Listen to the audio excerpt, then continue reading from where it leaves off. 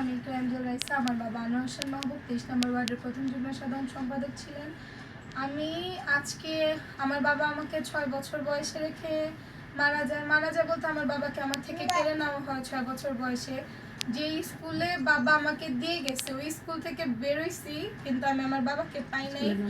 আমি বিকনেসে স্কুলের স্টুডেন্ট। আজকে আমার এসএসসি পরীক্ষার ফল প্রকাশ হয়েছে। আমার ফ্রেন্ডদের সবার সাথেই সবার বাবা গিয়েছে, মা গিয়েছে। আমার সাথে আমার মা ভাই ছাড়া কেউ যেতে পারে নাই। আমি আজকে সারাটা দিন নিজেকে অনেক একা মনে করছি, কিন্তু এখন একটা সময় আমি আসে দাঁড়িয়েছি যেখানে আমার মনে হচ্ছে যে না, আমি আমার বাবাকে নিয়ে গর্ব করি, আমি নিজেকে নিয়ে গর্ব করি যে তারেক রহমান স্যার আমাদের এত খোঁজ নেন।